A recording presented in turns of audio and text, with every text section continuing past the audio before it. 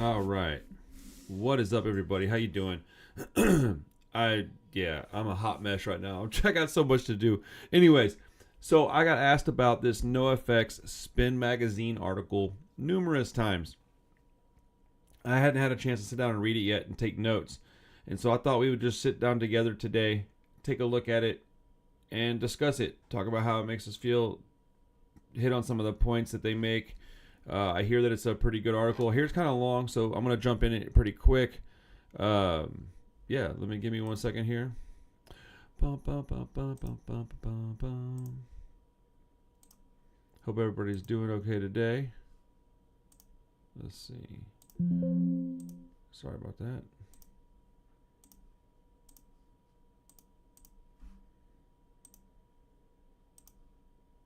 All right, here we go.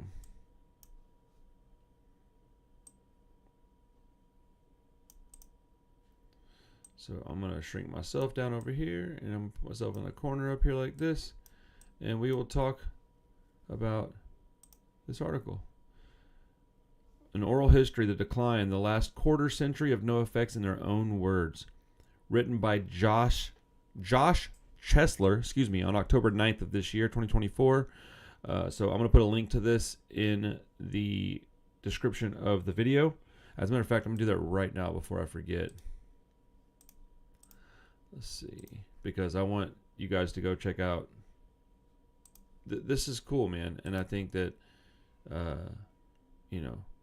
while magazines may not be as important now as they once were, there's something to be said for articles like this, and this is important. At least to me, it is, and.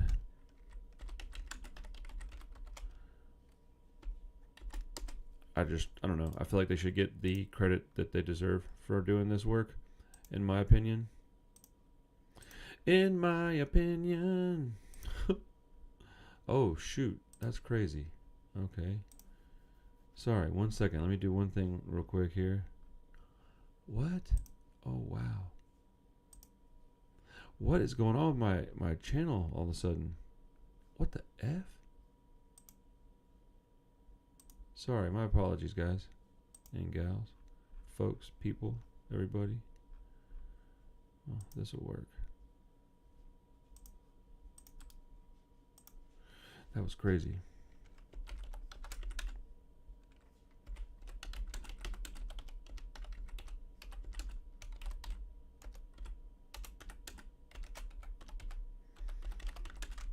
You remember when magazines were like everything and I don't know if you're not, you may not be young enough to remember this, but like back not too long ago, magazines were they were the end all be all to our daily lives as like young music heads. It was just so crazy to, like, you'd go and the first thing you were concerned about every month, or maybe not the first thing, but when you hit the grocery store, that was definitely a priority at the grocery stores. You'd go in and hit up the magazine rack, and they had a giant newsstand, typically, hundreds, at least dozens, if not hundreds, of magazines. And I don't know, man. I honestly miss that. They still have some magazines, and like if you go to Borders, I don't think Borders is around anymore. If you go to Barnes and Noble, they still have a magazine section. It ain't nothing like it used to be, though. It used to be that was like your news source. That's where you went to go get all your news, was the magazine rack. Okay, sorry for the wait on that. I apologize. Let's get to this article. Finally, right? I'm over here jibber jabbering. This is why I recorded this. I'm going to probably have to go and edit the first 5 minutes out. Oh, man. How long have we been going? Yeah, 4 minutes and change.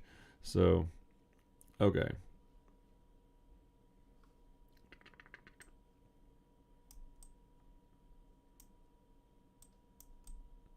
Okay, so here we are, finally at the actual article that I wanted to highlight today. How do y'all feel about NOFX bouncing? I feel like at a certain point, you're kind of just done with what you're doing, and it's time to move on and change some things. It was bittersweet, though, of course. It's hard to see them go. It's hard to see them not be here for us, and for us to not be able to go see them play live. It's a weird thing. All right, make sure to like the video if you don't mind. Comment in the comment in it, and I'm gonna be bouncing back and forth, checking out the chat if we have one. All right, NOFX. So, yeah, okay. I'm gonna scroll down here where they start talking about the decline from 1999 up to Pump Up the Volume in 2000. So for like a good 2 years, Melvin says there's a good decade or so after Punk and Drublic that we were just riding the wave of success and possibilities of what we could do. We kept making record after record and talking about how we could just keep making this high energy riffy stuff without just making Punk and Drublic over and over again. We were very intentional in making sure it wasn't just the same thing. We knew we were going to piss off some people, but that's punk rock, and it's exactly what we needed to do. But did they do that, or did they just keep writing the same album over and over? Because that's what they get criticized for a lot. I don't personally think that's the case. I like the diversity in their music, but I hear a lot of people say that they sound the same in all their albums. I don't really think that. I think if you listen to their entire discography, you get a very large, diverse catalog of music, and you get a lot of stuff from very serious music, very fast music, to slow tempo and jokey stuff. You get some ska stuff. I don't know. I don't think that their stuff's boring at all. I think it's very complex, and they're incredibly tight as a band when they record. Live, I like their live show, man. They used to be pretty rough sometimes. El Jefe says, the scene was the biggest it's ever been. We were the headliners on the Warped Tour like every other year and playing huge fests with bands like Rancid and Bad Religion. Both in the U.S. and overseas. That's a big deal, man. All over the world. It was about time. It was about that time that we went to Japan, and we were discovering that we were big everywhere else too. I think we were just discovering that we were pretty big all over the world. We could play anywhere, and an audience would come and see us play. That's got to be an insane feeling to know for a fact that you can play anywhere in the world and people will show up, and not just like a few. A lot of folks are going to show up to that. At least that's what I would think, that there'll never be a slow, boring NOFX show. And then Smiley says, everything was on cruise control back then, so there's no definitive thing that jumps out to me. Mike was all about being the businessman, not the drug guy. He wasn't the cross-dressing look-at-me guy yet. It was like the era of Green Day and the Offspring kind of calmed down, but we found a very solid niche in the music world. That's an interesting point. Mike hasn't always been this guy. Well, that's not true. He's always been this guy, but it's always been behind closed doors. And I think that's a good point. I like Mike out in the open and doing what he wants. I think everybody should feel that way and live that way. But back then, I think he was much more business savvy, even, but more business minded. But I mean, look what he had to run. He had to run a band like NOFX and Fat Records. That's two giant undertakings, that probably drove him to cross-dressing and doing drugs, if you ask me. Mike says, when I wrote those albums, Bill Clinton was in office and you really couldn't complain about anything. He bombed some big pharmaceutical company's laboratory in the Middle East and deregulated banks, but no one saw that as a bad thing at the time until the real estate crisis. I was more concerned with the prison system at that point, as you can tell by my lyrics. And I was going to go into prisoner rights more. Interesting, because that's what I was interested in. You couldn't really be mad about politics at the time because there was a fucking surplus in the country and things were generally pretty good. But boy, did things change really fast. That's accurate. I remember that back in like the late 90s, there wasn't a lot of political punk going on. Everything was really chill. Everybody seemed to be pretty happy. And you did have to worry about things like, I don't know, man, human rights when it comes to prison. I've had friends in prison. I've never done prison time myself. I've done some county jail time, and it was absolutely horrible. But prison's a whole different animal. I don't think I'm built for prison, if I'm honest. And I'm not some chump. I just don't think I'm built for that life, man. I like comfort too much, if I'm honest. Oh man, that's crazy. When you get to 2003, the war on terrorism, Hefe says, we were having a lot of fun our whole career and we were making great money at that point. Then Mike got really heavy into politics with Rock Against Bush and all that. And that was the first time we realized that some of the punk people were Republicans and would just be like, fuck you. Some of our friends' bands didn't want to be involved because they were right-wing or whatever, but the whole thing was a lot of fun for the most part. That's, so about 2.5 to 3 years ago, before I moved into the room I'm in now, I had a much larger space in the antique mall and where my record store's at. And I remember one day this guy came in and he's like, hey, I heard you had punk records. And I was like, yes, I do. And he goes flipping through my records and he's pulling out like NOFX and Pennywise and I think Rancid, Bad Religion. And he was like a MAGA dude. And it blew my mind.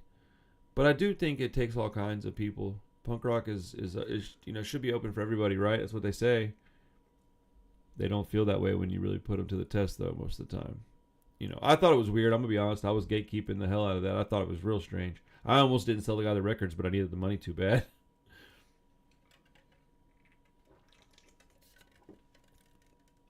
Smelly says, we had some goofy, stupid lyrics, but there was some political shit in there on the earlier stuff. I think it felt like it gave Mike a purpose, which in turn gave us a purpose. I've never been that political of a guy. I vote and all that shit, but never been on the picket lines or anything. Bush and Cheney really fired Mike up because he knew it was all fucking bullshit, just like pretty much the whole world did.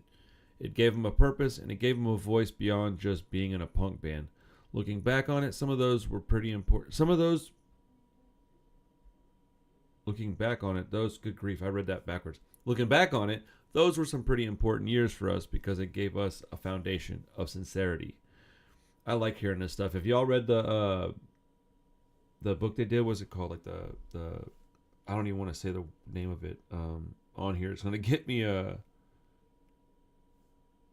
Hepatitis Bathtub and Other Stories. It's a very, very crazy book. I love that book a lot. Fat Mike says, I never worked so hard on something in my life, and I definitely never worked so hard to make the world a better place. And the world would be a better place now if Al Gore or John Kerry would have won. We raised over $1 million for John Kerry, and I was at the Democratic convention rubbing elbows with Larry David and Michael Moore. Back then, with a civil half-hour conversation, you could turn a Republican into a Democrat, or at least get them to not vote for George Bush just by giving them the facts. The reason why I'm not doing anything like that now is because you cannot change the mind of a Trump supporter, so I'm not going to waste my time. Dude, that's unfortunate and true. Politics have gotten so polarizing that there's no room for people to be like influence is no longer a thing. Now it's just pick your team and ride or die. Which I guess I see some beauty in that to a certain degree, except for the people that I don't like. I don't like what they're doing. I think I'm scared of it. I think it's dangerous. Hefe says, when we dropped that album, speaking again on the war on errorism, 2003, we played Late Night with Conan O'Brien, and we were backstage getting ready to play this song. And they said, hey, you guys, can you be careful not to say this one phrase in your lyrics? We don't want to create controversy. And Mike said, sure, okay. And then he went and did it anyways, which, you got to respect Mike for doing stuff like that. Mike says, NOFX has always been a political band. The songs on War on Errorism aren't that political, really. It's just a really angry album with a political cover. It was the first album we did that hit #1 on the Billboard Independent Albums chart, and it was featured on CNN. The separation of church and skate is the guitar sound I'd always wanted us to have, and we've used the same guitars and amps ever since to get it. That's my favorite NOFX song, The Separation of Church and Skate. It's a perfect punk rock song. I love that song so much. Melvin says, we almost forgot that politics and social awareness were a part of punk rock scene that we came out of. It was still in Mike's writing along the way, but it would adjust to every record that we did. Excuse me. Then he was like, let me see how much influence we can have on this because we're really in the public eye right now. But we also found where the trappings were and the disappointment of how slow and impossible to move the system can be. So I think when Bush won that second term, it felt a bit crushing for Mike. We thought we were going to make a difference. On election night, Mike and I were drinking and having a bit of a party, watching the results. As soon as it was clear Bush was going to win, I remember him saying, I'm going to go take ecstasy. And it almost feels like he hasn't stopped since. I've often wondered about that. Like, was that the catalyst to Mike taking that turn into this lifestyle where he just did a lot of narcotics and things and was being really careless with his behavior. Now his sexual stuff, like that's his own deal. I don't care about that. We're all weird. If we all said exactly what we're into, most of us would be terrified. So, Mike said, we had a party at my house on election night, and I had a shot glass full of Valium and a shot glass full of ecstasy, depending on how it went. We lost, but we all decided to take the ecstasy anyways because we were celebrating how hard we had worked to make the world a better place. I mean, it sounds like a freaking awesome night. Smelly says, the night that Bush won in 2004, Mike called me up right after crying. It didn't happen. But I mean, how can you take that personally? You're just one voice of how many millions? It's not about you. That's true. Man, these dudes are talking like super personal in this. This is a wild, wild read. My goodness. Hefe says, I just remember him being more upset than we'd ever seen him before. He was a mess. We went on stage not long after that and had the worst show. He was pissed off about the whole thing and would not let it go. Smelly was trying to talk to him like, dude, get used to it. Or, excuse me. Dude, use it to get pumped. Do something about it. Raise awareness. Shit happens. But he just could not let it go. I think some of this stuff was in their book, actually. Or at least they've told this before. I've heard this story before. Melvin says, I still think about it like, wow, is that the thing Mike... Bro, I should just record this, huh? Sorry. Melvin says, I still think about it like, wow, is that the thing that broke Mike? It was the one thing he couldn't do because up until that point, everything else had worked. Nothing's that black and white, but it's kind of been all coke, ecstasy, and ketamine flowing into his body ever since that moment. At some point, I was like, okay, I can't do this anymore, and I just started finding my own passions again. I love playing music, so I started focusing more on playing a good live show. I love being active, so I pay attention to my body more. I love going deep into my thoughts and emotions, so I got more into that. It was right around that time that our paths, which were always slightly different but pretty parallel, started feeling like they were going in different directions and we weren't connecting as much anymore. That's got to be terrifying if you're in a band that's this important, this substantial, this big, and you're starting to have these problems with your main dude. Like you're talking like, well, Mike and Melvin. I can't imagine that you're comfortable dealing with all that. I mean, having these problems with somebody that's like a brother to you, that's got to be absolutely terrifying. This article is wild. Then in Wolves in Wolves Clothing out in 2006, Fat Mike says, this one is our top 5 albums, even though I kind of fucked up and put too many songs on it. If I took 3 songs off, I think it could have been a perfect album. And there are songs I left off that I should have put on, like Everything in Moderation, especially Moderation, and the Mel Gibson song, I'm Going to Hell for This One. It's my favorite production on any album that will be made because Bill Stevenson, the Descendants drummer, made us all play everything absolutely perfectly. The songs are way more political than the War on Terrorism. People think USA Holes is about the Titanic, but it's about the fucking government and that ship with all the Jews on it. The MS St. Louis. I thought it was so funny to say the captain hit an iceberg and it started a war on the Arctic because that's what George Bush did. We got attacked, if you believe we got attacked, by 15 Saudis and 4 people from the United Arab Emirates, Lebanon, and Egypt. So he started a war with Iraq. It's like if the U.S. bombed France, so France started a war with Mexico. It is crazy. Like, I don't want to get into that right now because I don't have the time and energy to do it, and I honestly don't have a good enough memory to remember the Desert Storm era that well. I was pretty young back then, but I remember it not making a lot of sense to me, and my mom talking about how she wasn't happy with what we were doing as a country back then. But I remember my dad was a super, like, gung-ho army guy, and he wanted to, like, re-enlist, and they wouldn't let him because he was a little too old. Smiley says, Mike's always been a good songwriter and a good visionary musically, but that's when Mike's songwriting got really good and the recording process got really bad. Bill Stevenson is phenomenal, but that's about the time we started using Pro Tools, so we didn't have to go into a room and figure songs out beforehand. It would be like, oh, we're recording next week? I don't even really know the songs. We'd get into the studio and Mike would be like, just play a drum beat, because he doesn't look at the drums as a musical instrument as much as it's just something to hold up the rest of the song. My drumming really suffered on the recordings because I never got a chance to work shit out. But in the end, I think Mike's songs actually blossomed because he could experiment with different things on the computer at that point. Interesting. I want to go back and listen to Wolves in Wolves Clothing and just kind of listen to the drums now. It's one of my favorite records by them. I think it might be like a top 2 or 3. I don't know, man. I really love that record. If you're watching this, man, speak up, say hi or something. Fat Mike says that era was a dream for us. It's weird how all their perspectives are so different. Mike says that era was a dream for us. Everybody on Fat Records sold so many CDs and made so much profit. Bands like No Use for a Name and Lagwagon were buying houses, and bands were just making a killing. And it was easy because they were making great records. That's accurate. Back in 2006, dude, punk rock was like, it had cooled off as far as being this huge popular thing in the like on TV and whatnot. Maybe not super cooled off, but it cooled off quite a bit since like 94, 95, 96. But it was still doing really great. Warped Tour was like an all-time high, and these bands could definitely make a living doing this stuff. But oh man, I want to go back. I might go back tonight and listen to Wolves in Wolves Clothing and just listen to the drums. I want to hear what he's talking about. Hefe says everyone was doing pretty good and getting well taken care of at that time. That's when we started focusing on playing these huge fests all over the world with bands like Guns N' Roses, The Prodigy, and Metallica, but also with everyone from Coldplay to ZZ Top. Sometimes I'd be surprised when I'd start talking to a band and they'd listen to us. A lot of those bands were here today, gone tomorrow, because that's the way the pop scene works. But we partied with a lot of cool bands during that time. Everyone from 303 to Steve Aoki and Skrillex. Dude, shout out 303 and Skrillex, bro. Steve Aoki's a cool dude also, by the way. Like, he's just like a cool guy in real life.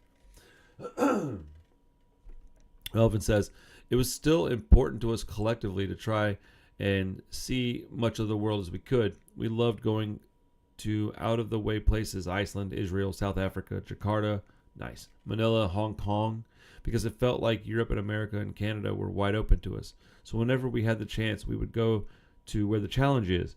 I still have great memories of walking on the Great Wall of China and playing Reykjavik at 4 in the morning when the sun was low on the horizon. Things you really can't see anywhere else in the world. Man, I hope I pronounced that correctly. If I didn't, my apologies. Yeah, dude, the Backstage Passport was a really good series of videos from them, and you got to really see what they were doing during this era of the band. It's pretty amazing. Fat Mike says, aside from the other touring I did, the Warped Tour every year, NOFX on even years, and Me First and the Gimme Gimmes on odd years. We went with bands like Bad Religion, and would just always park our bus with them, or Joan Jett, Bouncing Souls, Less Than Jake, all the old guys. Come on, Bouncing Souls, bro. Love it. It was so fucking fun, and even though they barely paid us shit, it was just a 9-song half-hour set. We always had a blow-up pool, tons of recreational things, drinking, golfing, and riding bikes. That sounds awesome. It was summer camp with all your friends, and there were no rules. It didn't matter if a big band would come out, like Sum 41 was platinum. Kevin Lyman would make them go on at noon on a small stage. And if you were a dick band, you would get fucking shunned by all the other bands. I think even fans who went didn't realize how cool it was for the bands. We were running poker games with Good Charlotte and hanging out with Christian bands like Under Oath, even though I convinced them to quit because I made so much fun of them. I don't know if that's why they quit doing that, Mike, but yeah, I bet you did make a lot of fun of them. Melvin says, I don't remember the exact timing, but it was around the end of that when I feel like we started to see some of the first cracks in Mike.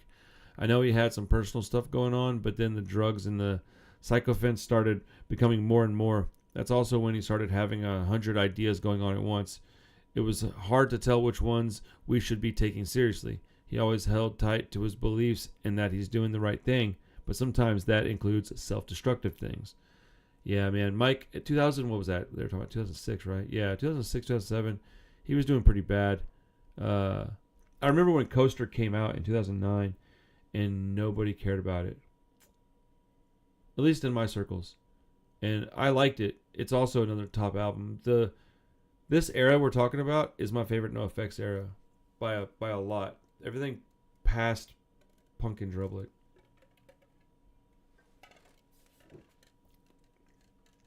Fat Mike says, on the last tour of NOFX's, the Backstage Passport, when we were coming back from South Africa, I told the band at the airport, hey guys, I need to take a long break. I'm hurting way too much.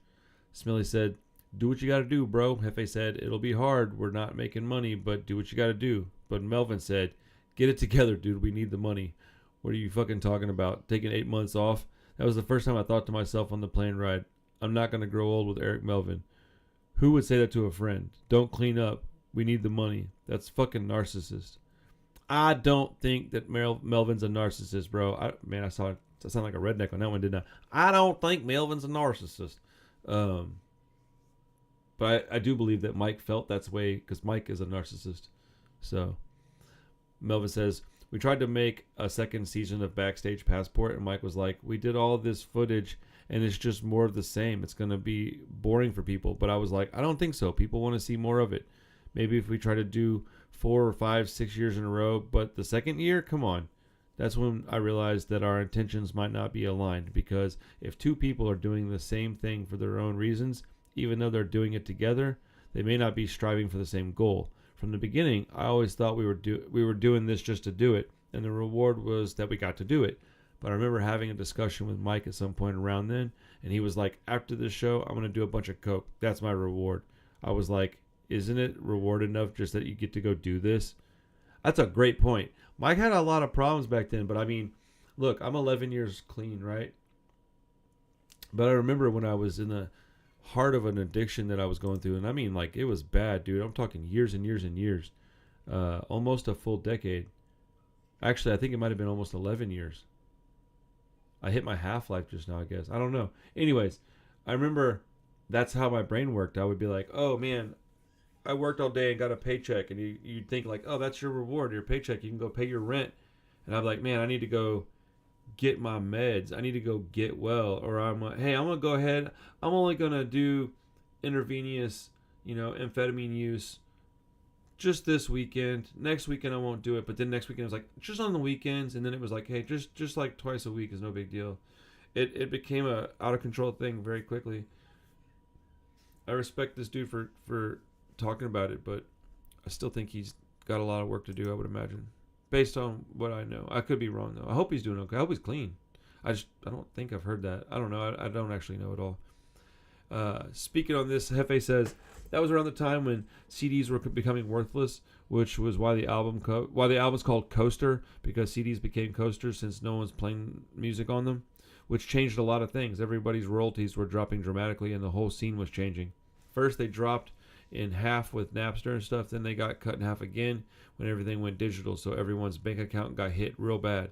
Yeah, I can't imagine how scary that was for full-time musicians. Like, I totally understand Metallica and the Napster. I get it. I don't know that I agree with it all 100%, but I get it. Melvin said that's when it started to feel like the whole band was more about, we have to do whatever's making Mike happy, and I started to check out a little more. Looking back on it, I think we might have made it worse because it was a lot of enabling. I could see he was suffering from something, and we all just went into support mode like, this is my buddy. I love him. We've been through so much already together. I'm going to do whatever's going to make him happy and keep him happy. Yeah, that's terrible. If you got a friend going through addiction problems, that's the last thing you should do, is just whatever makes them happy. Because what you're really doing is whatever's easier for you. That's not the way to do it. What you got to do is kick them in the ass and be like, you got to stop this stuff. The first time that I had somebody do that, I married that person. The first time I had somebody that was like, I understand, I'll help as much as I can. But when time comes for us to get serious together, you have to get serious with yourself too. And that's what happened. Is like, I mean, she literally told me, like, without so many words, like, me or that. And I'm married to her still, right? She's my best friend in the whole world. I would never choose anything over her, except maybe my children, and that would be more like I would rather just choose them over me, all of them, her and the kids over me. You can't do that when you got a friend dealing with that, or somebody you love, a family member. Smelly says that record was so hard to record with Mike because he would record a song and then just leave for like 2 hours. Ugh. So I'm like, what am I supposed to record? I don't know what the fuck to do. Then he'd come back and go, you did it wrong. He was obviously high on coke during a lot of it and being really irrational. And it was really fucking hard for all of us. That's also when his singing really started to suffer because coke numbs your fucking throat. Look, my band was good, and we fell apart because of my drug use. So I'm empathetic to Smelly here because I wasted a whole band. If I told you who, like, dude, Ryan from Liberty and Justice was my bass player. Go look up Halston Luna and Pete Sosa. That was my guitar player and my drummer. Look those dudes up. I had a band with those three guys. What the fuck? They're like my heroes. And I just jacked it all up because I was a dumbass drug addict. So, that, I mean, if y'all want to get into some real talks, I'll talk to y'all about that. I'll be very open with you about it. I love talking to my people about this stuff. What's up, Tom? Hey, bro, just linked this live to my final screen on videos related to NOFX. Oh, that's what's up. By the way, the whole Bush, UK, and France bombing Iraq situation was a total disaster. Oh, dude, that shit. I remember a little bit about that, and it was just, not a lot, but I remember, oh, dude. Yeah. Last I heard, he stopped doing painkillers, but still parties, says refused resist. Oh, I guess that's a step in the right direction, you know. Beautiful Planet, what's up, man? Good article here. They get candid and spell a lot out, for which anyone who's followed them for a long time is very refreshing. Yeah, this is very reminiscent of their book, honestly. It's what it feels like. Fat Mike says, I love the album because my goal, and most people don't know this, was to put out an album that sounded like a classic LA 80s punk band. It was a blast for me, but it's not as fast and less distortion than we usually used. I love the acoustic guitar we did on 1 Million Coasters, and it's really cool progression. It also has the Agony of Victory, which isn't even a NOFX song. It's a song from my musical Home Sweet Home Sweet Home. And I think I'm an Alcoholic is the best thing Karina, the keyboardist, ever did with us. We don't play that song live because it's too hard, but I'd like to because it shows what a big part of NOFX Karina has been, and for way longer than people would know. Yeah, I mean, yes, yeah. That album is fantastic, though. Like 2000 and, let's see, we started back here in, was it, 2000 with Pump Up the Volume all the way through 2009 is my favorite decade of NOFX. Self-Entitled, I don't even know if I've listened to it all the way through. I need to. Yeah, I have. I've listened to it at least a couple times because I've ranked their albums. Speaking on Self-Entitled from 2012, Mike says, I think it's our perfect album. 12 songs, and they're all fucking good and tight. This was the first time I was really on cocaine and oxycodone. I wasn't hooked on oxy yet, but usually when I go on and do an album, I go in sober because I want to fucking concentrate. I'm going to say that's not accurate, Mike. Halfway through this album, Bill's like, what are you doing? Because I just started partying and you can hear it in my voice. I love it so much. I think I sound like Milo on Milo Goes to College. I had this cool tone from the oxy and Bill was really working me. Bill was pissed though and I barely finished the songs. I want to get Bill Stevenson on this show so bad. If anybody knows a way I can get a hold of that guy, email address, whatever, please help me out, man. Shout out to Bill Stevenson. Hefe says, all I remember is Mike being on a lot of cocaine, drugs, and alcohol, and it was really tough to get anything done. It took a long time to finish it because we could record and then re-record and then re-record. Yeah, that's I can't imagine. Well, I mean, I can't imagine. I did vocals on a like a 9-song EP, like on a bunch of heroin. Like a bunch. Like I was like nodded off in the bathroom. Like dudes couldn't find me at times. I would just be outside, smoke like 12 cigarettes in a row, and then go in there and try to do like a lead vocal track. Like, what are we doing? Fat Mike says, I wrote Xmas has been X'd the night before, and I love those lyrics. People think, I fatty, it's about me, but no, it's about Fatty Arbuckle. I read his autobiography, and it was really good. Sell Out is another one on that record because we were recording at Hurley's studio in Costa Mesa, and I was taking the train back and forth from my dungeon. The day before we stopped recording drums, Eric Melvin goes, I have some songs, and one of his riffs was pretty fucking good, so I wrote Sell Out and put chords behind it. That was the quickest a NOFX song has ever come together. It took like 2 hours. That's crazy. Sell Out's a good song too. Man, I want to go back and listen to all this music now. Man, I'm getting like really sad that they're gone, dude. I'm getting like super like nostalgic. What's up, Jared33? How you doing, my friend? This is an interesting article, man. Smiley says, I think that's when we started having conversations with Mike where he would say, I'm tired. I don't want to keep doing this. I'm not having fun anymore. But we were all like, dude, why don't you fucking change your lifestyle a little bit and try to prioritize getting some fucking sleep? We're fucking lucky to be here. I don't even know that we deserve to be here. I think all of us just love playing live and love being with each other more than anything else, whereas Mike was looking at it more as a job, and he was just tired. I understand on some level that being a frontman is a different story than being a drummer or a guitar player. All we do is show up and do our parts, whereas a frontman has to be the face, the personality, the voice, and all kinds of shit. and all that kind of shit. Excuse me. I just don't have the capacity to understand what that's like because I've never done it. Hold on.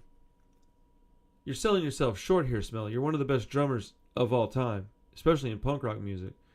But no, I was the front man, and I was the fucking weak link, man. No, that's not right. Mike's getting too big of a pass here. And I love Fat Mike. I would love to talk to him on this show. I love him so much. I empathize with this whole situation because I was Fat Mike. I was the everything. I was exactly that. I was the front man, the face, I was the personality of the band. I was the one that got all the shit started. I got all the shirts made. I did all the design work and stuff like that. I booked our shows, and but I was also like a incredibly bad heroin addict and pill addict, and it was just terrible. And the guitar player and the drummer are just as important as the vocalist. I'm sorry, but the front man has the easiest job, as far as I'm concerned. There's no way I could do the guitar stuff. I like how Smelly just let it rip on Mike a few times. Yeah, dude, you should read their book, bro. It's insane. It's just like that. He didn't go too far and still rightfully dug in a little. Plus, just a super humble dude as opposed to Mike's personality. I agree with you. Yeah. Well, I mean, look, dude. Yeah, I think Smelly's selling himself short, but whatever though. And it is different. It's the most rewarding position in a band, but it is kind of hard. But it's not as hard as lugging all that equipment around and being like, who gets yelled at when the fucking rhythm is off? The drummer. Like, if when the leads are weak, when the fucking leads are weak, who gets yelled at? The guitar player, not the singer. So but if the vocals are bad, people get pretty upset. Melvin says Mike's been complaining about doing live shows for a long time. I attributed that to just that he couldn't stop partying. Even when he'd call himself sober, it was because he was only doing coke and vodka, not painkillers. That's crazy, but I've done that many times in my life. That's crazy, man. Mike says, I was hooked on painkillers and coke. I just crushed painkillers every day and did cocaine in the bathroom. Even when we were in the studio, we'd come in really late, and I was kind of out of my mind. There are pictures where I'm wearing latex dresses, heels, nipple clamps while doing vocal takes. It was a crazy recording. Cameron Webb brought in Hefe when I was passed out at the hotel to do vocals, even though I had Spike Slauson from the Gimme Gimmes and Johnny Carey from Old Man Markley to do perfect harmonies. If you hear the harmonies Hefe did on Heavy Petting Zoo, our voices don't buzz. So I either have to do harmonies on my own or get someone who sounds like me. Cameron didn't like that, so he brought in Hefe and Zoli Teglas from Pennywise. I didn't notice at first, but there's one harmony on California Drought that Hefe did wrong. It's a note that doesn't belong there. There's also a guitar rhythm on that song that I think has never been done. It's a very weird rhythm and chords, but that whole record has weird production. It's muddy because Cameron didn't make us play perfectly like Bill did. And also, I was just wasted the whole time. It's got some cool songs like Oxymoronic, but it doesn't sound as good as our other records, and that's my bad because I was just too fucking wasted. Yeah, I remember being at the studio to practice, and we would get there at 8 o'clock, and by 8:45, I couldn't even stand up. I would be leaned over on an amp. I don't want to get into too specific stuff, but I would take so much stuff that I would be leaned over on an amp, and just barely eyes open, and I would forget all my lyrics, and I don't know. I looking back on it, I feel stupid because I could see the guys' looks on their faces, and I see what it means now. Back then, I didn't understand. They were concerned for me, but I was also the leader of the band. I really was. I started the whole thing. It was all my idea. All the songs started from rhythms I wrote and riffs that I came up with and stuff. And these dudes were my friends, and they just didn't want to. I think they didn't want to bum me out. I don't know. I feel like this is exactly what I went through, but I'm not famous. I could have been. Our band was good. Dude, shout out to all my homies. I love you guys, man. Ryan from Liberty and Justice is one of the main catalysts to how and why I got sober. Him and my wife, those two people really changed my life and my outlook on things. I'm here for anybody that needs to talk, man. If you ever want to hit me up in the Instagram, my email, it's all in the description of these videos, dude. I did a lot of hard living, and I've been in a lot of trouble in my life, and I've been poor a lot. So I've been through a lot of just terrible things, and I put myself in a lot of those situations, but nonetheless, I was in them. And so I used to say this a lot more, but if you need somebody to talk to, hit me up, man. This is a community. I say that shit all the time, and I mean it. This is a community. I'm here for you as much as you're here for me, and I mean that with all sincerity. So if you need somebody to talk to, holla at your boy, all right? And I don't mean to get all silly, but seriously, though, like, let's, Hefe says, it seemed like that one took even longer to get finished than the ones before it, and then we put it out, and the TMZ thing, NOFX 2018 punk rock bowling controversy, feels like it happened right after that. The guy that posted the original thing, I think he was seeing us for the first time, but that shit went viral. I don't condone what was said. I was the guy on the other side of the mic. Dude, that's not cool, man. Let's change the subject. I can't remember what they said in that, but I remember there was a pretty gnarly thing that was said on stage by Mike, I believe, and he suffered greatly for it. But I believe that yeah, I don't know. I don't remember much about it. Voice inside my head. My head. Come on. Yes, dude, that screen name rules. Dude, you're my favorite new person. Welcome to the channel. Smiley says that was right in the middle of that cancel culture bullshit, which is fucking bullshit, because when one voice has the authority to cancel the other, it's not an even playing field. Who's to say I can't cancel them for something that I don't agree with? So when that Vegas thing happened, yeah, okay, it was in Vegas. Everybody was all worried. I'm not going to lie, it sucked, but I was like, dude, it's going to fucking blow over in 40 seconds. Oprah's going to fart on a camera, or Kim Kardashian's left nipple's going to come out, and everyone's going to forget about it. But everybody was so herky-jerky to be defensive on the right side of that we lost our own tour. It hurt, but life went on. I forgot about that. If anybody has any information on that, remind me what happened. This article is wild, dude, and we're only like halfway through it. Holy shit. Melvin says it really started to feel like Mike thought only he has the keys to the band's success, and if we didn't want to do what he said, we weren't going to maximize our success. That kind of drove me or him into this crazy frenzy.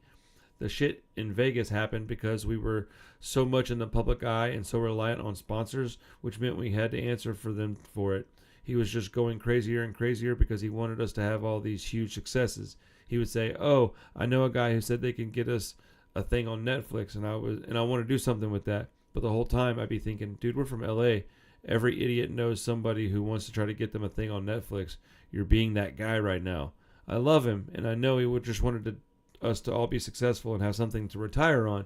But it's like we already had our process and we knew what to do to make money. Very, very true. I always thought that Melvin and Mike were very, very different people. I'm a little surprised they were able to make it so long. 40 years is a long time to be in a band with somebody that you're very different from. Excuse me. Dude, so I had one of these cups at the airport, and it had like this much water in it, and they took it and threw it away. This is like a $20 cup, dude. I use it every day. Like, I was so sad. But my wife bought me a new one. Shout out to my wife for being awesome. Many, many reasons why she's awesome, but that's just another one. Fat Mike says it feels like things really fell apart around then when Eric moved to San Diego because it was hard for him to drive up to the studio in Costa Mesa and everything. I'm a control freak, and they're my songs, but getting anyone in the band to come to the studio and work on songs was impossible. Eric was the only one who would be in the studio with me earlier in their careers, what he's talking about. But then it became just me and Ryan Green or me and Bill Stevenson. Bill's a fucking monster in the studio, and he and Jason Livermore never make bad-sounding records. I'm so glad we got to work with them, but that's just how it was. Melvin says, by that point, Mike would just tell us whatever he would tell us. He'd come to me like, I got all these songs for the next record, but it was like the Netflix thing, they never really materialized. Or he'd be like, I got this riff, and he'd send me him on an acoustic guitar, but he kept stopping and starting and changing the chords each time. Eventually, there would be a song there, but he gave us less and less to work with each time. That's crazy. Single album, 2021. Hefe says, I think the drama within the band all started between Melvin's wife and Mike. She would start going off on Mike, and the way he is when he's been drinking and on drugs, he's going off on her. Then Melvin gets pissed off and like, that's my wife, and it would just go back and forth. That went on for years, back and forth, back and forth. Finally, he said, your wife can't come out on tour anymore. She can't be at the shows. She can't be on the stage, or I'm not playing. It's just too much drama. Smelly was trying to facilitate everything and to make peace by going to Mike and saying, come on, man, just let her have a little section. But Mike kept saying, if she shows up, I'm not playing the shows. I'll cancel the shows. I'll cancel the tour. It was pretty bad. She's allowed to come to at least 3 shows in LA because Mike said, you know what? I'm fucking over it. I just want peace. I think he tried to make peace with her or with them for the first time in a really long time because he was holding on to that for so long. That's crazy. Melvin says, I've already been grieving what's happened to our relationships within the band. I feel like Smelly, Hefe, and I are closer than ever, but Mike and I have drifted off.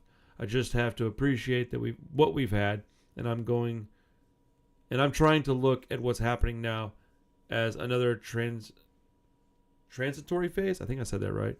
Things might be different in another year or two. I don't know what that means for the band, but as far as our personal relationship, we'll see where it goes. Maybe the pressure of being in a band together will change the way he feels about me. I think that's my biggest point of grief in all of this, grieving the personal relationship and what's happened to it over the last decade. I don't know exactly when it started, but it's slowly just gone to the point where I've found fewer and fewer points of connection between us. We're getting older, and we've done so much together, but so I still reference those things. I still remember us and my parents' beat-up station wagon. Well, we beat it up, driving around the alleys of Beverly Hills looking for houses that were being renovated with empty pools. I still remember sitting at immigration getting into Peru or somewhere, and them trying to rattle us like, you're not getting in, and we're searching you for everything you've got. Or we're searching everything you've got, excuse me. Dude, reading on camera is so difficult. Also, yeah, man. Going through all that stuff together it's taxing. It's mentally taxing. It's physically taxing. Being in band is a tough thing to do. And it's something I admire when people can do it for so long and continuously put out good records even though they're not getting along. I don't know how they do it. Wait. Bunch of bullshit. That's what. You never hear about it because it really amounts to nothing. What are you talking about? Beautiful Planet? What does that mean? Elaborate, my man. Fat Mike says, Melvin and I have a rift, and it's the greatest heartbreak of my life. I've never had my heart broken like this, and I feel like it didn't get really bad until COVID. That's the first time that NOFX actually got into heated discussions. Not fights, but some things were said that were lame. We don't make money selling records anymore. No one does. So we were only making money playing live. When we couldn't tour anymore, that caused a lot of stress for everyone, and some people were more desperate than others. But the one really cool thing is that we will not let our disputes, which are gnarly, affect the magic we have on stage together. He and I were the ones who started the fucking band together, and that magic is still real. I don't know, dude. His attitude and his personality shift a lot in this. And I think this is a bunch of excerpts taken straight from that book. It definitely feels like it to me. Yeah, holy shit, there's still so much to read. What the fuck? Alright, how about, alright, where were we at? We were at single album. Yeah, I'm gonna finish this. Holy crap.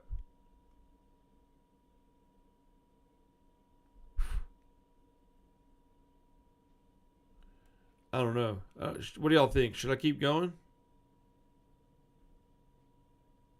That's a lot. It's true, and they've been playing better in the later years, even with all the drama. I'm just going to keep it going. Why not? Melvin says, I've never had a brother, but I have a younger sister, and it feels like the term brother isn't even close enough for Mike and me. It feels like we have the same DNA and the same balance of chemicals within us that operated all of our hormones, urges, and perceptions and pointed us in a direction.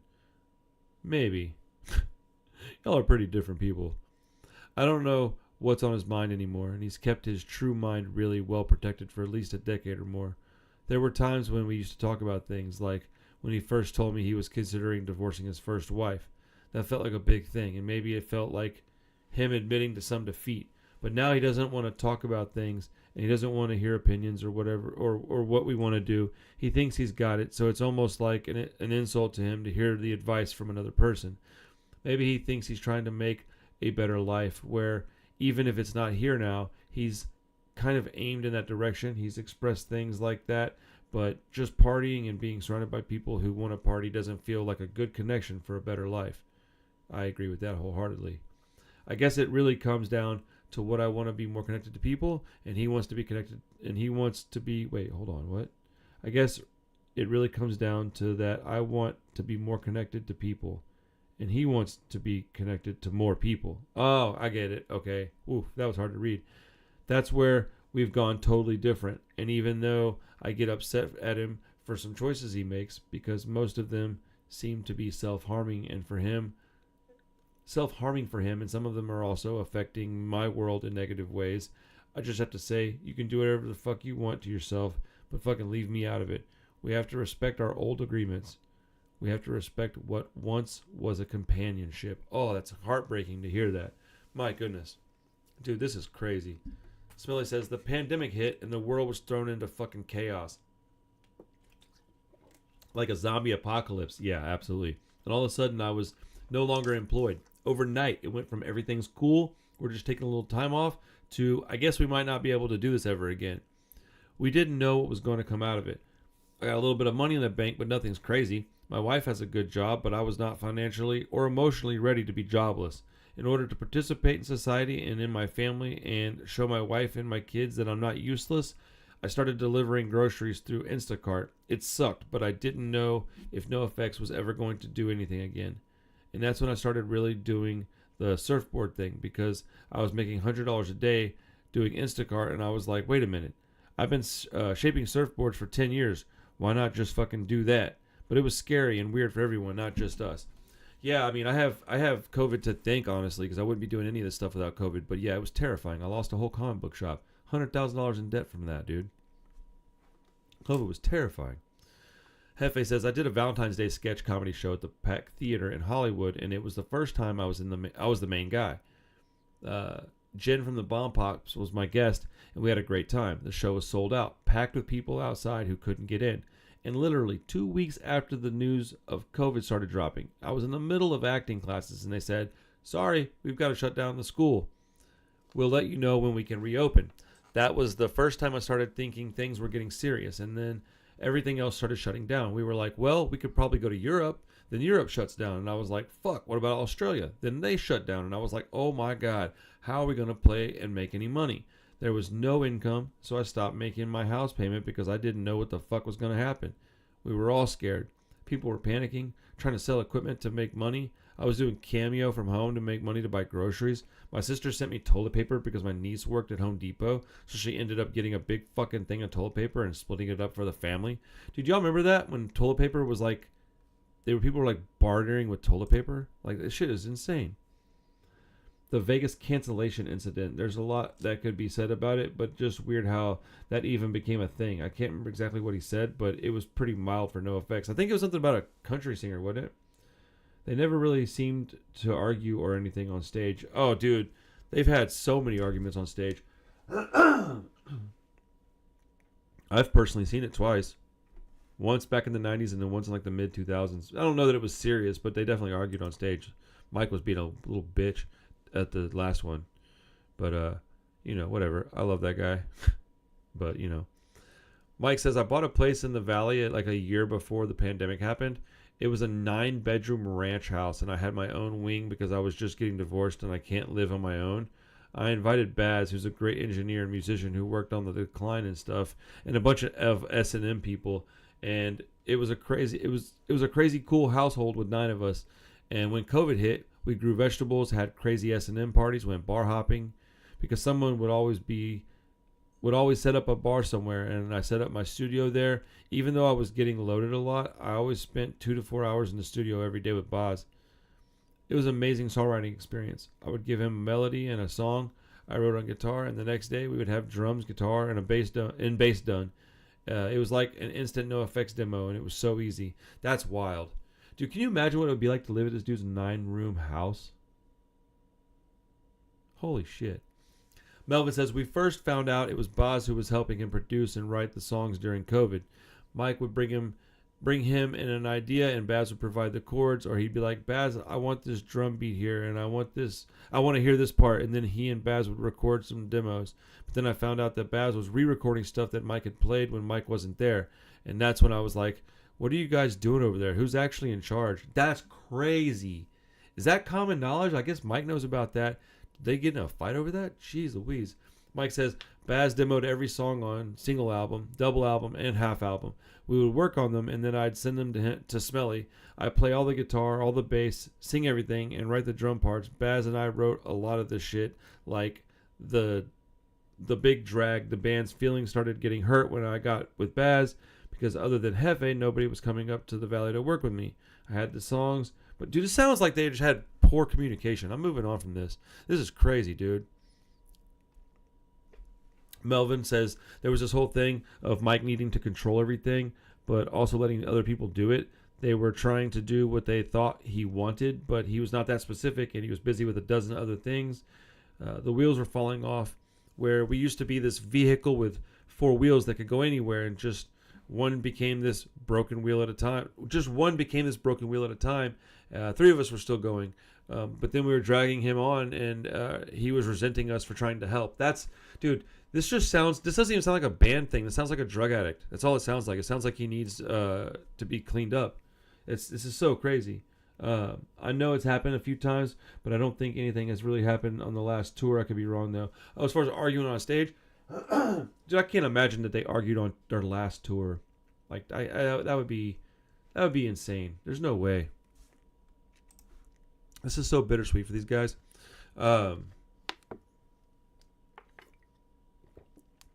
Fat Mike says, my band had a third intervention with me. The first one was needed, and it was awesome. About 15 years ago, I started drinking martinis before we went on. I stopped eating dinner. I was doing 10 milligrams of Valium, and I fell off the stage a couple of times.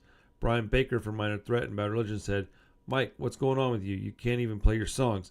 The band sat me down and said, you need to stop. I said, okay, I'm going to go eat dinner every night. I'm going to have mixed drinks with vodka and only take 5 milligrams of Valium. That worked great for 10 years. The second intervention was in South Africa, and that was whatever. But the last one, hold on. That's not... Oh, man, I am so glad that I don't do that shit no more. I remember when it was like, all right, I'll just cut out Somas and I won't take Xanax. Or I'll only take Xanax if I'm coming off of Coke. Or, hey, why don't do any of that? I'll just do heroin instead because it's way cheaper. Like, I mean, bro. Smelly says, I only remember 2 interventions. One was after a show in Boston like 20 years ago or so, because he was just a pile of shit that whole fucking tour. The other one was during the pandemic. He was becoming unreasonable and hard to deal with, being irrational and making decisions without a consensus.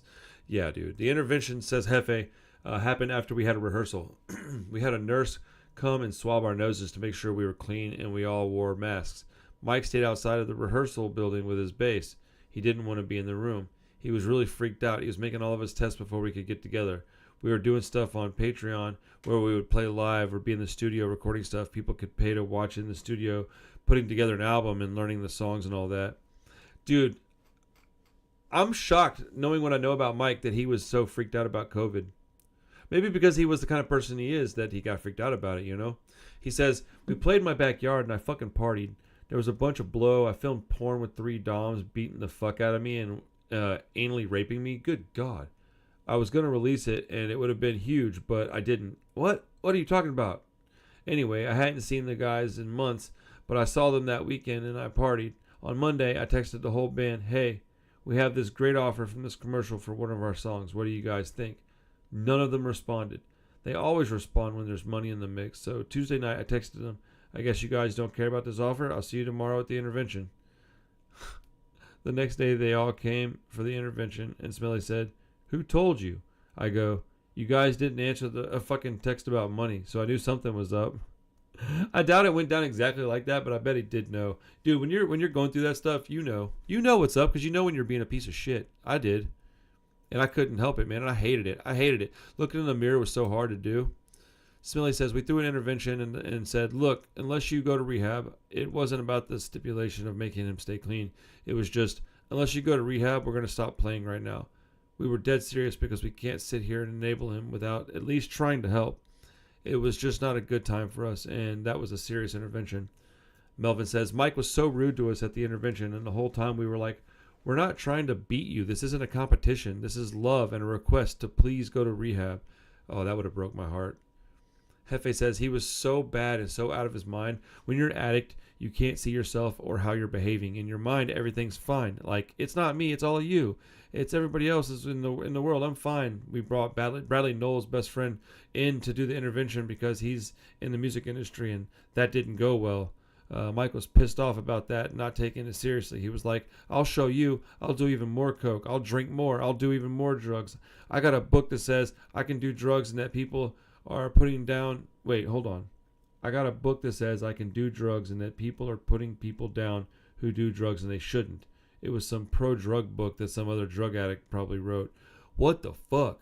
That's crazy. I mean, you shouldn't judge people. You should try to help them. But damn, at a certain point, you have to start judging people. When you're acting like a dumbass and you're being a prick and you're doing dangerous stuff that's bad for you, and you're bad for your friends and your family, you have to stop and quit doing it. Dude, I'm an open book, man. You got questions for me, let me know. I was a fucking junkie for a long time, dude. Like, I'm good now and I look okay, but like, bro, you should see my teeth, man. My teeth are fucked up. I need some dental help, you know. I can't afford it right now, but like, it's not like, you know, where I can't smile or anything, but you can tell I used to do a lot of stupid shit, man. Scott Eddie says it was something in reference to the sniper shooting at a country music event along the lines of who cares what oh, that's right. Oof, man. I don't think anyone talks about it. These dudes, mainly, like I would say, can be kind of shitty at times, but they're also really cool, nice guys. No, they're nice. I've met Mike many times. I've met him at the Punk Rock Museum a couple times. He's super nice. But he, you know, I've also met him and he was a real big jerk to me a couple times. You know, it is what it is. Ryan Smith, what's up, man? Does Mike need rehab again? No, not yet. Hefe's wild, bro. That's some other addict probably wrote harsh, but maybe not untrue. There's pro-drug and then there's enabling. Facts. Some addict probably did write that. The intervention with Mike felt different because I found a place where I was like, I can't do this stuff anymore. I'm not who I want to be and not who I was. This is Melvin, by the way. When I was doing drugs, the things I used to love or made me happy just didn't anymore. But once I stopped doing drugs, those things came back. So I was trying to tell him as a friend, I remember when you were this rad, happy guy and you're not even happy anymore. I love you and I want what's best for you. Bro, that's the thing, man, is you think you're happy when you're on dope. You're not happy, bro. That's the worst shit in the world, bro. You can't be happy on that stuff. Mike says, they sat me down. I went to my room. They said, where are you going? And I go, I'm going to go do a line and have a drink because it might be my last one. Oh, dude, that's a true drug addict speaking right there. They told me they wanted me to go to this fucking rehab, but at the time I was riding my bike 5 days a week and just partying in my backyard. I hadn't seen them in months, so it was like, you don't even know me. You don't know how I live. Why don't they ask me how I'm doing? What's going on in my life, my divorce and my musical? Why don't they ask me what I'm going through instead of you need help? So I went on a sober vacation to the Grand Canyon, and the second day I started throwing up and shitting blood. I went to the hospital and they said I had a bacterial infection, but everyone wanted me to go to rehab, so I went to rehab. Well, that's how it is, dude. It's not about what you're doing and how's your band going, how's your musical going. It's about, hey, we love you and we don't want you to die. Like, dude, the hardest day of my life was telling my mom, yeah, I'm a drug addict, I need help. I didn't know what to do, man. I didn't want her to know that. But, you know, I was hiding it really well from her. Man, dude.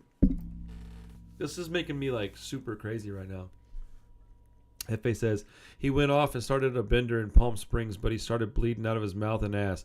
Not just bleeding, but vomiting up and shitting a ton of blood. I don't know why I'm laughing at that. Luckily, Gary, my manager for acting, was also working with Mike on projects that happened to be there visiting his mom. He had just arrived and wasn't far from the house that Mike was renting, which I think belonged to a guy from Avenged Sevenfold. That's awesome. Gary goes over there and there's blood everywhere, so an ambulance comes and takes Mike to the hospital. The doctor told Gary that the use of cocaine and vodka was causing bleeding from the intestines. Ugh. To this day, Mike denies that and says, no, man, I had chlamydia in my intestines, but the doctor told Gary differently. Wow. Bro, this dude's he's in some serious denial.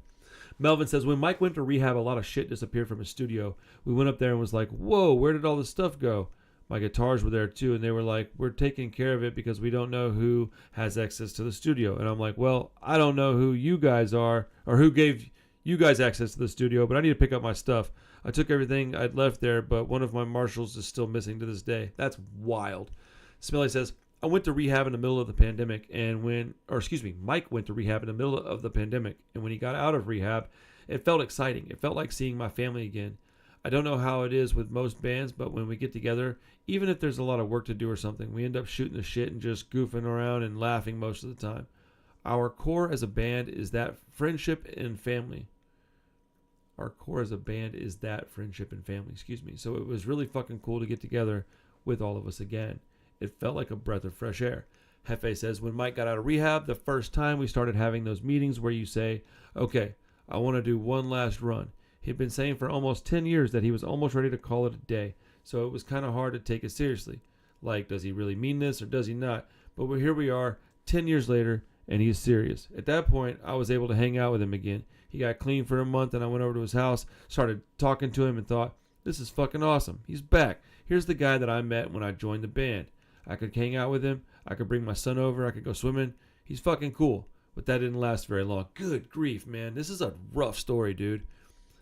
Mike says, we recorded 25 songs for a double album, and Bill Stevenson was bummed because there was just no way we were going to finish the album. At this point in my life, I'm not doing 10 to 12 hours a day. 10 to 12 hour days. I'm doing 6-hour days because I don't want to work that hard. But I'm the guy in the band who always has to be there. Being the head of it, quote unquote, it's a double-edged sword, man. It's very bittersweet. It was really important to me to make the first great double album because I don't think anyone has besides maybe Pink Floyd. The White Album would have been a great single album. Use Your Illusion would have been a great single album. So I tried, but it gets in your head. You don't think about songs, you think about a double album. You're overthinking everything at that point. Yeah. Sorry, I thought somebody was knocking on my door. That album seemed to take forever. Probably the longest to finish. Everybody's lives were in limbo, and it was hard to get people together to record. Mike was doing a lot of drugs back then, and he was just re-recording and re-recording. It also, oh man, that's a spiral. Fat Mike says, I played it for 6 people, like Jen from the Bomb Pops, and I go, I really want to hear your views on this. I played them the second album first, and they were all like, this is great, it's so fun, it's awesome. I said, take notes on every song. Then I played them the other album, the one that would become single album, and they were like, fuck that other album, this one is the album. That's what I thought. That's why I wanted to play it for people. I never played an album for people to get their approval before, but I ended up putting the best songs on single album, and it was our best reviewed album ever, which is so validating.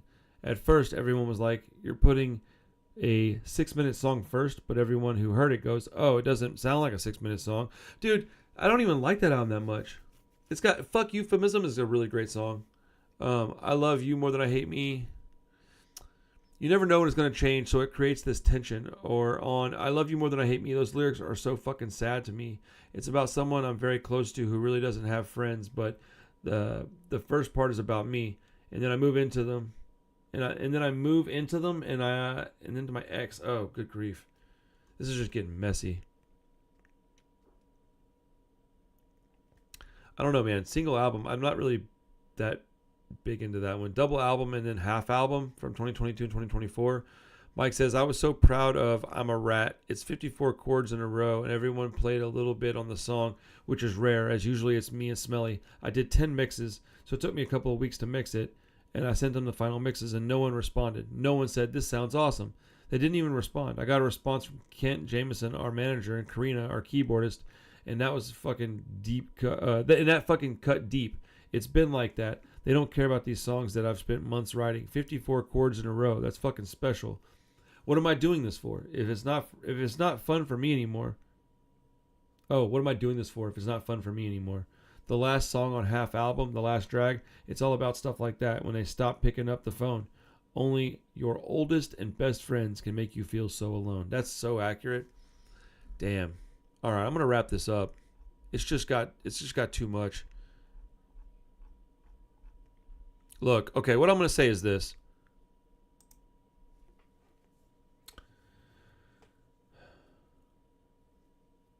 Let's see. Greg Valencia, been clean from heroin for 10 years on Halloween. That's amazing. I knew I was fucked up the moment I started. Actually, I set out to be fucked up. I barely missed the fentanyl. But I'm so glad I'm clean now for that reason. for fentanyl alone. So I'm gonna wrap this up, dude. I don't think I need to go through the last part of this. I might do a second part. Do y'all care? Do y'all want me to do a second part where I go back and I finish up? Let's see where we at. I gotta go make myself something to eat real quick and hang out with my wife for a little while. I didn't think this was gonna be this long. This is crazy. Okay, let's see. Yeah, do you want me to just start off at double album, half album, and do like a second part tomorrow, maybe? Yeah, I think tomorrow we'll start off at double album, half album, and we'll finish this thing up, and then I'll just edit them together and re-upload it as one big piece. People may not like it. I don't know. I don't want to take the time to like edit the whole thing and fix all my bad, reading, but I don't mind uploading the whole thing. Yeah, it's a novel, but it is also novel, and it needs to be heard. I'm incredibly open to talking to people. If you got something you need to talk about, holler at me, man. I'm going to get out of here, dude. Shout out to NOFX. We'll do a part 2. Yeah, we'll do that tomorrow. I'll do it at some point. I got a couple things to do tomorrow, but nothing super crazy. I've got Scooped Up coming on the show. I've got the drummer for Teenage Bottle Rocket coming on the show. Brad Logan's supposed to come on the show again some point. Maybe he will, maybe he won't. Let's see.